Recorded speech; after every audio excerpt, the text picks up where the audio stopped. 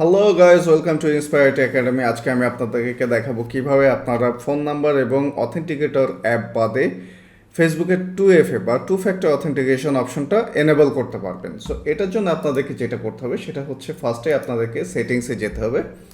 এখানে সেটিংসে যাওয়ার পরে আপনারা সিকিউরিটি এবং লগ ইনে চলে যাবেন। এরপর যেটা আছে এখান থেকে দেখবেন যে এই যে টু ফ্যাক্টর অথেন্টিকেশন যে অপশনটা আছে এটাকে আপনাদেরকে এনেবল করতে হবে। এটার জন্য এখানে এডিটে ক্লিক করতে হবে এবং ক্লিক করার পর যেটা আছে এখানে আপনারা যেটা পাচ্ছেন সেটা হচ্ছে একটা টেক্সট মেসেজ SMS এর যে অপশন, যে আপনাদের ফোনে একটা কোড যাবে, সেখান থেকে আপনারা টু ফ্যাক্টর অথেন্টিকেশনটা অন করতে পারেন। একটা সিকিউরিটি কি অপশন আছে, একটা আছে অথেন্টিকেটর অ্যাপ।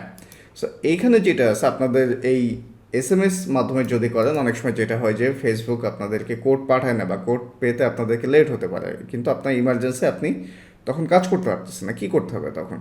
আবার এখানে অথেন্টিকেশন যে অ্যাপের যে অপশন আছে এখানে অনেক সময় হতে পারে যে আপনার ফোন হারিয়ে যেতে পারে, বা আপনার যেটা হতে পারে সেটা হচ্ছে যে অ্যাপটা ক্র্যাশ করতে পারে। অনেক সময় অনেক ধরনের কারণে আপনি কোডটা নাও পেতে পারেন। সো আমাদেরকে এখানে যেটা করতে হবে, এই সবার আগে এই অপশনে যেতে হবে। এখানে গেলে আপনারা যেটা দেখতে পারতেছেন সেটা হচ্ছে এইখানে একটা বারকোড দিয়েছে।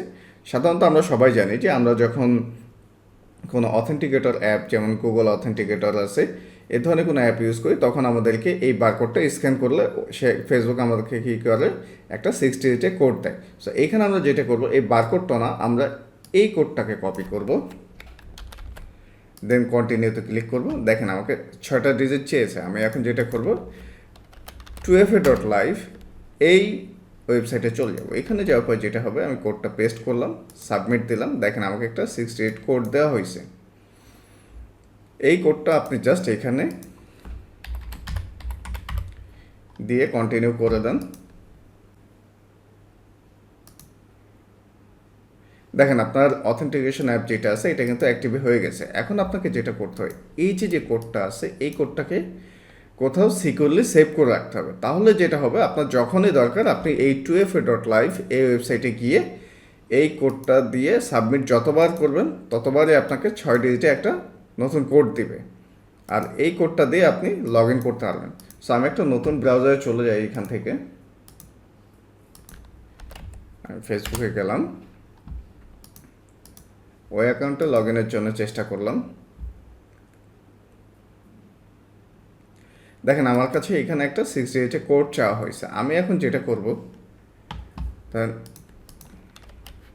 ওয়েবসাইটে চলে গেলাম। আমার যেহেতু কোডটা কপি করা ছিল, আমি জাস্ট এখানে পেস্ট করলাম, সাবমিট করলাম।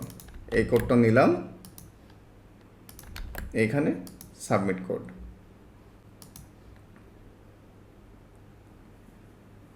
সো এখন দেখেন যে আমি কিন্তু ফেসবুকে সাকসেসফুলি লগ ইন করে ফেলছি। সো আপনারা চাইলেও ঠিক এইভাবে ফেসবুকে লগ ইন করতে পারেন, কিন্তু আপনাদের যেটা করতে হবে, এই যে কোডটা আছে এই কোডটাকে আপনাদেরকে কোথাও সিকিউরলি সেভ করে রাখতে হবে। আর খেয়াল রাখতে হবে যে এই কোডটা যেন অন্য কেউ না পায়, অন্য কেউ পেলে সে কিন্তু এটা দিয়ে আপনার অ্যাকাউন্টে লগ ইন করতে পারে, অথবা আপনি হারিয়ে গেলে হয়তো কখনো আর আপনার অ্যাকাউন্টে লগ ইন করতে পারবেন না।